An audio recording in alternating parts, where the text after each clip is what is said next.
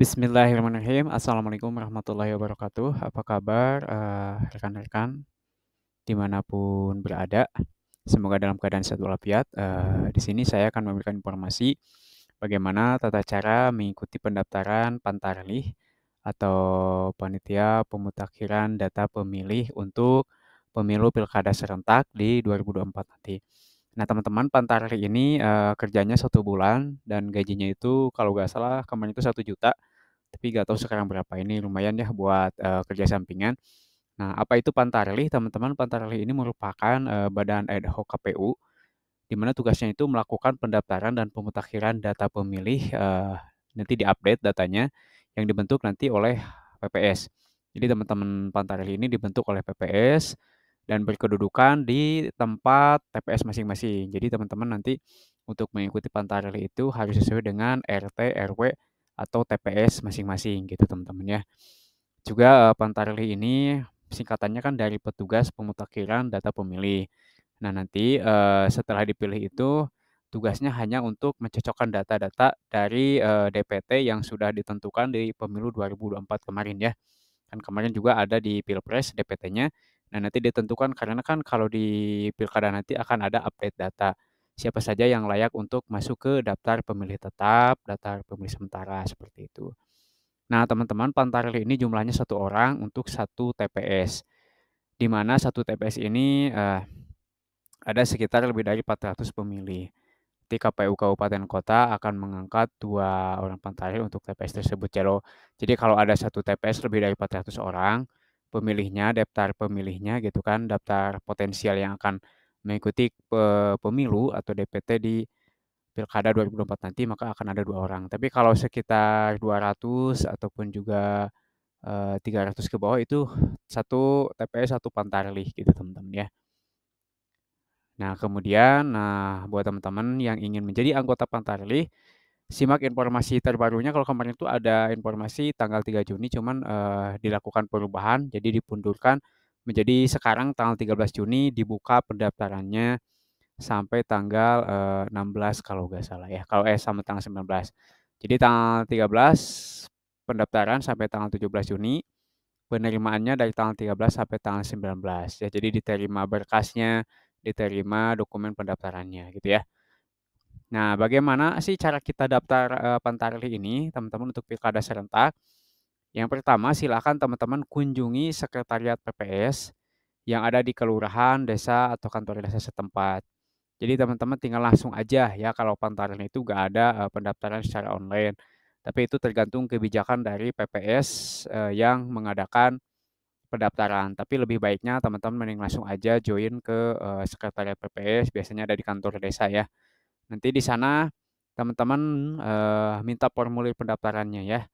Nanti di sana itu kan dikasih formulir format kosong yang teman-teman tinggal langsung isi aja, diisi dokumennya secara lengkap nanti ya. Di sana itu akan dikasih teman-teman. Kalaupun jauh, kalaupun susah bisa minta WA-nya, nanti bisa diisi di rumah gitu kan.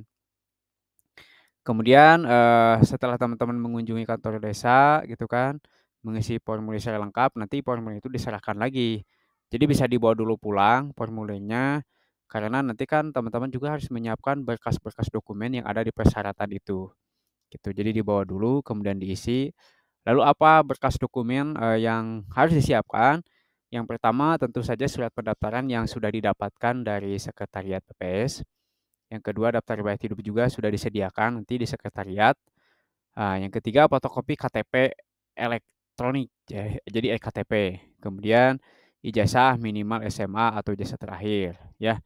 Kemudian pas foto ukuran 4x6 itu boleh berwarna, ya warna merah, biru gitu kan. Kalau fotonya lebih bagus formal ya. Kemudian surat pernyataan ini bukan anggota politik, kalau dimintai itu kasih aja suratnya, kalau nggak diminta ya nggak apa-apa gitu kan. Kemudian surat keterangan sehat jasmani dan rohani dari puskesmas, kalau ini tinggal buat aja langsung ke puskesmas, minta surat keterangan sehat untuk Pantarlih gitu aja, nanti akan diberikan oleh pihak puskesmas terdekat teman-teman ya atau klinik. Nah kemudian nanti besaran gajinya teman-teman itu Kalau yang pemilu kemarin kan 1 juta itu cuman sekali aja gitu, kerjanya itu cuma 1 bulan sekali.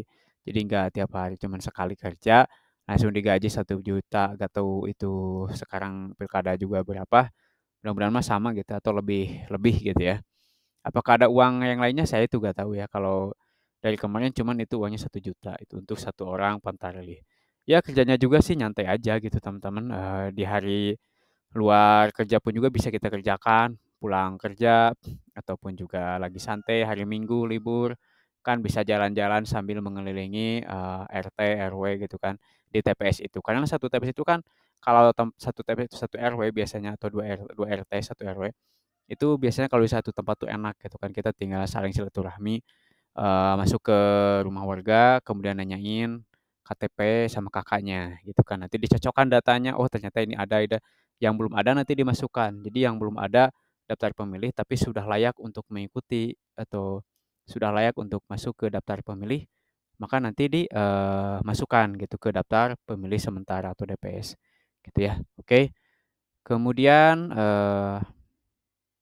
tugasnya apa? Ya tadi tadi itu ya, nanti membantu menyusun daftar pemilih untuk pilkada yang nanti dibantu oleh PPK dan PPS. Jadi teman-teman itu hanya survei langsung ke lapangan ya, ke rumah-rumah, door to door untuk mengetahui daftar pemilih yang belum terdaftar di, DPS. Nanti kan ada nanti, susunannya ya. Jadi yang belum masuk teman-teman tinggal masukkan gitu. Jadi gampang banget ya. Paling, nggak sampai sebulan kerjanya teman-teman ya, paling berapa minggu gitu ya. Itu juga banyak yang kerjanya itu sambil hari-hari santai, hari Minggu atau pulang pulang kerja, kalau seorang guru biasanya pulang sekolah gitu kan, jadi gampang. Nah di sini silakan teman-teman ada, tugas-tugasnya tapi simpel aja tugasnya itu ya, kalau ini secara tertulis aja seperti ini ya, jadi mencocokkan data.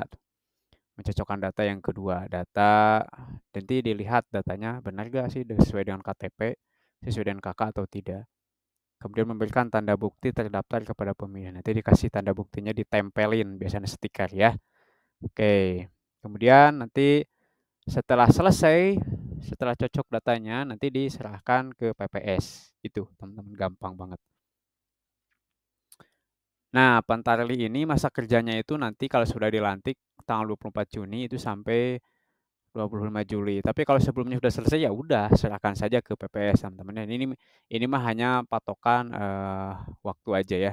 Tapi kalau seminggu, 2 minggu udah selesai, udah yakin cocok datanya, tinggal diserahkan ke PPS gitu. Tinggal teman-teman nunggu, pembayaran gajinya aja gitu ya. Ini membantu juga untuk PPS ya, kita sebagai warga masyarakat Indonesia harus antusias untuk ikut membantu mensukseskan, pilkada, tentu saja dengan data yang akurat, data pemilih yang akurat, yang tepat gitu kan teman-teman. Kemudian, tanggung jawabnya apa? Ya menjaga identitas ya, menjaga nama, menjaga data. Nanti juga kalau menggunakan aplikasi akan dikasih tahu sama, pihak PPS-nya teman-teman ya. Biasanya menggunakan aplikasi. Kemudian, ya ini teman-teman untuk tugas tanggung jawabnya. Jadi informasinya harus akurat, harus jelas ya, harus datang ke tempatnya. Kemudian ketiga, bekerja sama dengan pihak terkait. Ini teman-teman kalau belum paham, data-datanya bisa mengajak, RT gitu kan di sana, atau tokoh masyarakat atau rekan yang sudah tahu wilayah teman masing-masing gitu ya. Kampungnya sudah tahu, wilayahnya sudah tahu, bisa diajak lah sambil ngopi, sambil ngobrol gitu kan, jalan-jalan keliling kampung. Oke teman-teman, itu saja yang bisa saya sampaikan, semoga membantu. Semoga bermanfaat. Jangan lupa bantu like, comment, dan subscribe. Terima kasih. Assalamualaikum warahmatullahi wabarakatuh.